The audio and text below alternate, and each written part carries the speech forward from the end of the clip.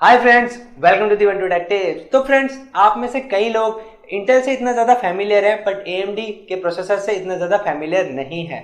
तो आपको भी कंफ्यूजन रहती है कि जो AMD के प्रोसेसर्स हैं वो हमें कौन से वाले परचेज करने चाहिए। जैसे इंटेल में तो हमें पता रहता है कि i3, i5, i7, ऐसे AMD में हम कौन सा वाला परचेज करें। अगर आपने इंटेल के बारे में भी कंफ्यूजन है तो आप मेरी इस आई बटन पर क्लिक करके वो वीडियो देख सकते हैं। मैंने पहले उस वीडियो में समझाया है, बट आज की वीडियो में हम कवर करने वाले हैं कि हम AMD के प्रोसेसर्स कैसे चूज करें और इंटेल के मुकाबले कौन सा वाला बेटर रहेगा। तो चलिए पता करते हैं आज की इस वीडियो में।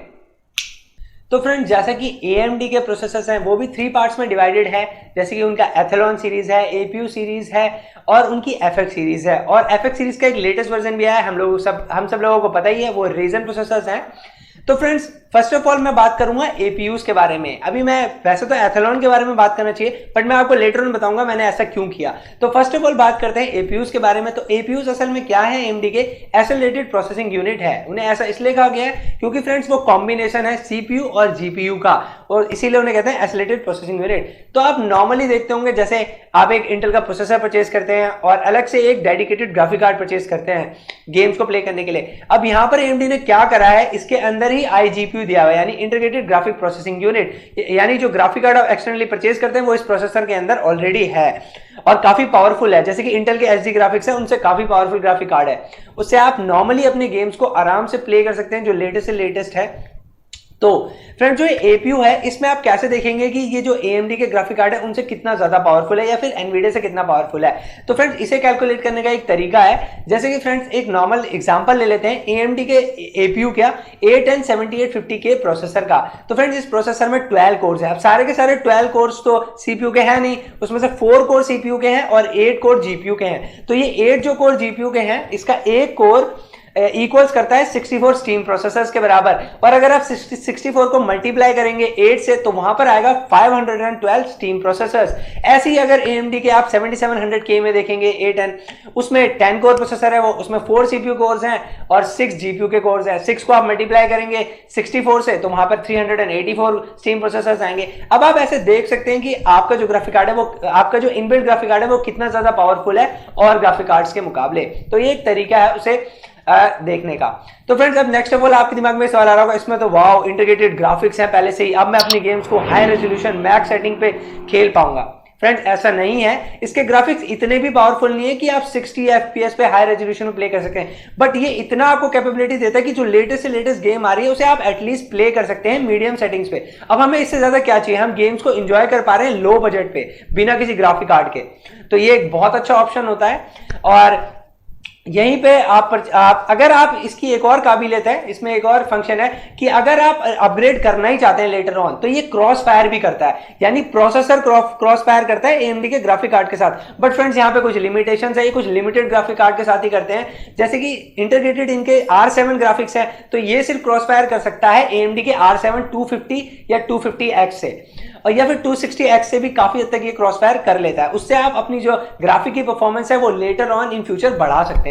तो यहाँ पर एक ये और अच्छा ऑप्शन आपको मिल जाता है। अगर अब आप APU परचेज करने की सोच रहे हैं फ्रेंड्स, तो आपको मैं 2 ऑप्शन दे सकता हूं। या तो आप AMD का A10 6800K लीजिए, वो भी एक काफी अच्छा APU है, उसके अंदर R7 ग्राफिक्स है और उसमें सॉरी SD 8800 ग्राफिक्स है। और अगर आप लेटेस्ट जो इनका APU था A10 7850K मैंने आपको बताया, ये 7700K, वो आपको 8-9 हजार रुपए के आसपास मिल जाएंगे। काफी अच्छे प्रोसेसर है, विदाउट आपको ग्राफिक कार्ड खरीदने के काफी अच्छा आपको परफॉर्मेंस दे देंगे। और साथ ही साथ आप एक कॉम्बो का मदरबोर्ड भी परचेस कर सकते हैं, गीगाबाइट का G1 स्नाइपर A88X, ये भी काफी अच्छा कॉम्बो हो जाएगा साथ में। और फ्रेंड्स, आपको ये ध्यान रखना है APUs में कि आप इसमें जितनी अच्छी रैम लगाएंगे ना, 1800 मेगाहर्ट्ज 2400 मेगाहर्ट्ज, आपको ये और बेटर परफॉर्मेंस देगा।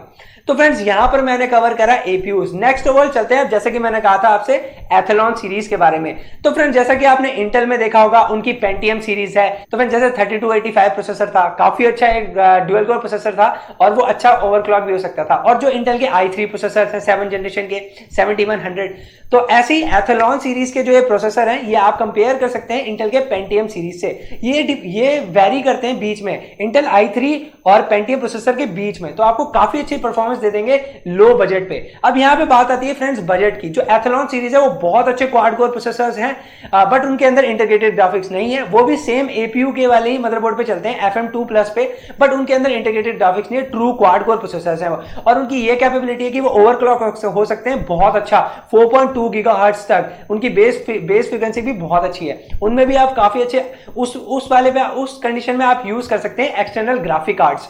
तो फ्रेंड्स मैंने एपीयू में आपको और ग्राफिक कार्ड लगाने से इसलिए मना करा था क्योंकि जो उनके इनबिल्ट ग्राफिक्स हैं आप उसमें क्या कहते हैं एक्सटर्नल हाई ग्राफिक कार्ड लगा देंगे तो जो उसके इंटरनल ग्राफिक है वो तो यूजलेस हो जाएंगे और आप जो आपका जो काम है वो एक्सटर्नल ग्राफिक कार्ड कर रहा होगा, फिर आपने पैसे क्यों इन्वेस्ट करे एपीयू में।